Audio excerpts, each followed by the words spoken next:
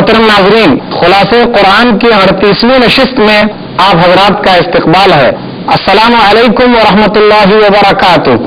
آج کی اس محفل میں سورہ شعراء سورہ نمبر 26 مکمل ہے، امید ہے کہ بغور سماعت فرمائیں گے۔ ناظرین کرام، اللہ رب العالمین ارشاد فرماتا ہے، اعوذ باللہ من الشیطان الرجیم، طاسین تلک آیات الکتاب المبین لعلک باخع نفسک الا یکونوا مؤمنین۔ سورہ شعراء یہ مکی سورہ ہے، اس میں 227 آیتیں ہیں۔ اس سورہ کے اندر نبی صلی اللہ علیہ وسلم کو تسلی دی گئی ہے کہ کفار مکہ کا اعتراض پرانا اعتراض ہے۔ اس سورہ کے اندر 7 قوموں کا تذکرہ ہے، جن قوموں نے اپنے نبی کو جھٹلایا تو ان کا انجام کیا ہوا۔ اس سورہ کے آخر میں نبی صلی اللہ علیہ وسلم کو کچھ احکامات دیے گئے ہیں کہ آپ وہ کام کرتے جائیے۔ اس سورہ میں یہ بتانا مقصود ہے کہ شیطان جو ہے، اس کی پیروی کرنے والے وہ شاعر ہیں جو صحیح شاعری نہیں کرتے، لیکن کچھ شاعر ایسے بھی ہیں جو نیک ہیں، جو ایمان لائے، عمل صالح کیے۔ یہاں تذکرہ ہو رہا ہے، واضح کتاب کی نشانیاں ہیں۔ لعلک باخع نفسک الا یکونوا مؤمنین، لگ رہا ہے آپ اپنے آپ کو ہلاک کر لیں گے ان لوگوں کے ایمان نہ لانے کی وجہ سے۔ نبی صلی اللہ علیہ وسلم کو انسانیت سے کتنی ہمدردی تھی، لوگوں سے کتنی ہمدردی تھی، آپ تو چاہتے تھے کہ تمام کے تمام لوگ مسلمان ہو جائیں، مومن ہو جائیں۔ اتنی ہمدردی کرنے والا آدمی کیا دہشت گرد ہو سکتا ہے؟ نہیں۔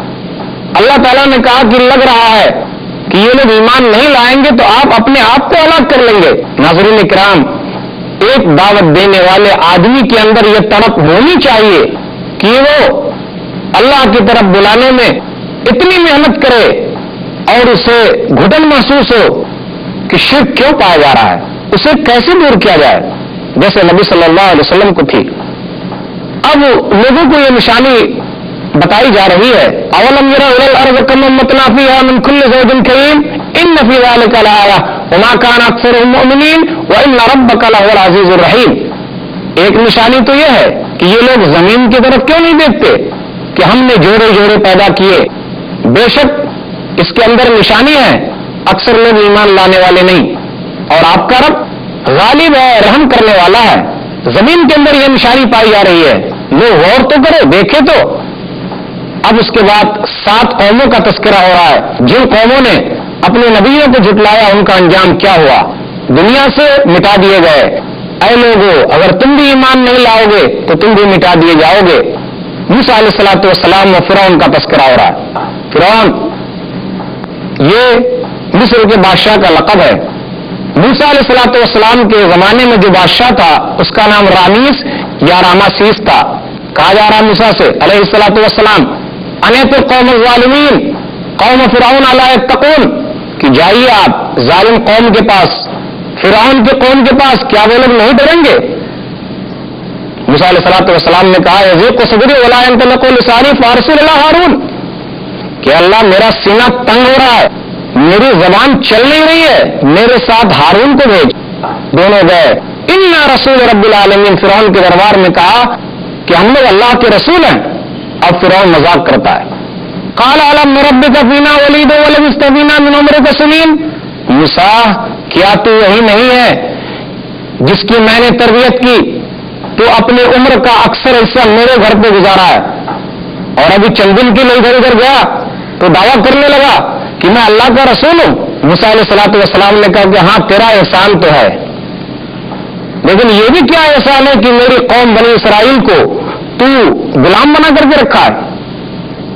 اب فرعون پوچھتا ہے، قال فرعون وما رب العالمین، جہان کا رب کون ہے موسیٰ؟ جہان کے رب کی بات کرتا ہے، آسمان و زمین کا پیدا کرنے والا رب ہے، مشرق و مغرب کا رب اللہ ہے۔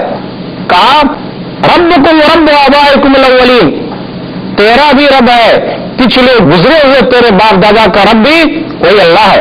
لوگ جب دلیل سے نہیں جیتتے تو کیا کرتے؟ مارنے کی دھمکی دیں گے۔ کیا کہا؟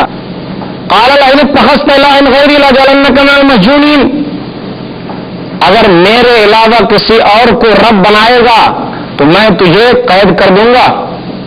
دنیا کے لوگوں کی حالت ہوئی. ٹھیک ہے, اعلان ہوا. کیا دلیل ہے؟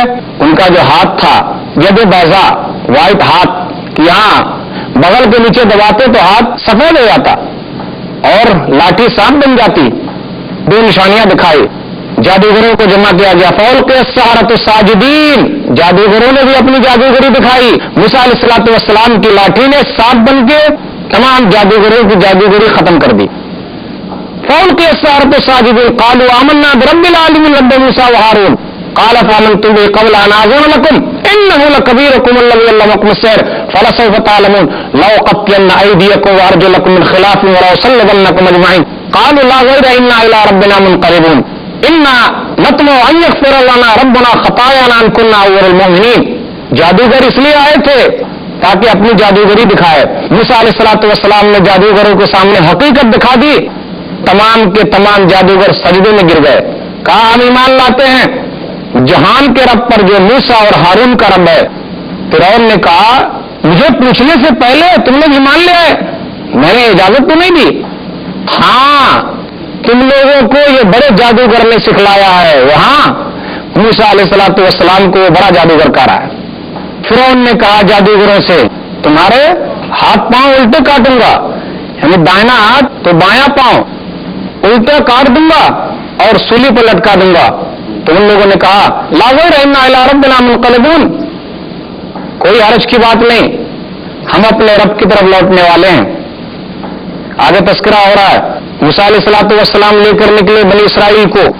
فلما ترى الجمعان قال اصحاب موسیٰ انا لمدرکون قال کلا ان معی ربی سیہدین. قوم کے لوگوں نے دیکھا کہ پیچھے فرعون بھی آ رہا ہے, اب تو ہمیں پالے گا. کہا گھبراؤ نہیں, اللہ ہمارے ساتھ ہے. اپنی لاٹھی ماری, سمندر میں راستے بن گئے. وہ لوگ نکل گئے. اللہ تعالیٰ نے فرعون اور اس کی قوم کو ڈبو دیا. پھر اس کے بعد اللہ تعالیٰ کہا ان فی ذلک لآیہ وما کان اکثرهم مؤمنین وان ربک لہو العزیز الرحیم. بے شک اس کے اندر نشانی ہے, اکثر لوگ ایمان لانے والے نہیں. آپ کا رب تو غالب ہے اور رحم کرنے والا ہے. غور تو کرے کہ فرعون کا انجام کیا ہوا. ابراہیم علیہ الصلوۃ والسلام کا تذکرہ ہو رہا. وَاتْلُ عَلَيْهِمْ نَبَأَ إِبْرَاهِيمَ, تلاوت کیجئے انہیں بتلائیے ابراہیم علیہ الصلوۃ والسلام کا تذکرہ. اپنے باپ سے کہا کس کی عبادت کر رہے ہو؟ قالوا نعبد اصناما فنظل لها عاکفین, ہم بتوں کی عبادت کرتے آ رہے ہیں اور کریں گے. اللہ کے علاوہ جس کی عبادت کر رہے ہو تم اور تمہارے باپ دادا تمام کے تمام فإنهم عدو للہ رب العالمین, میرے دشمن ہیں, لیکن میرا رب جو جہان کا رب ہے وہ دشمن نہیں. الذی خلقنی فهو یهدین والذی هو یطعمنی ویسقین واذا مرضت فهو یشفین والذی یمیتنی ثم یحیین والذی اطمع ان یغفر لی خطیئتی یوم الدین. کیا کہا؟ میرا رب تو وہ ہے جس نے پیدا کیا اور میری رہبری کی, جو مجھے کھلاتا اور پلاتا ہے, جب میں بیمار پڑتا ہوں وہی شفا دیتا ہے, وہ مجھے مارے گا پھر دوبارہ زندہ کرے گا. آگے دعا کر رہے ہیں, لمبی دعا کرتے ہیں کہ اے اللہ تو قیامت کے دن مجھے رسوا نہ کر. ولا تخزنی یوم یبعثون, قیامت کے دن مجھے رسوا نہ کر. اس سلسلے میں ایک حدیث ہے صحیح بخاری کتاب احادیث الانبیاء کتاب نمبر 60 حدیث نمبر 3350 میں اپنے باپ کے لیے دعا کرتے واغفر لأبی انہ کان من الضالین ولا تخزنی یوم یبعثون, میرے باپ کو بخش دے کیونکہ وہ گمراہ ہے. قیامت کے دن اپنے باپ کو دیکھیں گے تو وہ کہیں گے اے اللہ کہ میرے باپ کو بخش دے کیونکہ تیرا وعدہ ہے کہ تو مجھے رسوا نہ کرے گا. فأی خزی اخذ من ابی الابعد, تو اس سے بڑی رسوائی کیا ہوگی کہ میرا باپ جہنم میں جا رہا ہے. تو اللہ کہے گا انی حرمت الجنۃ علی الکافرین, کہ میں نے جنت کافروں پر حرام کر دی ہے, تیرا باپ کافر ہے تو کیسے میں اسے جنت میں داخل کروں گا. پھر ابراہیم علیہ الصلوۃ والسلام سے کہا جائے گا ما تحت رجلیک, اپنے پاؤں کے نیچے دیکھو کیا ہے. فینظر فاذا هو بذیخ ملتطخ فیؤخذ بقوائمه فیلقى فی النار, ان کے باپ کو بجو کے شکل کے طور پر پیش کیا جائے گا اور اسے جہنم میں ڈال دیا جائے گا. ناظرین, خلاصہ قرآن کا روح پرور سلسلہ یوں ہی جاری رہے گا, لیکن چھوٹے سے وقفے کے بعد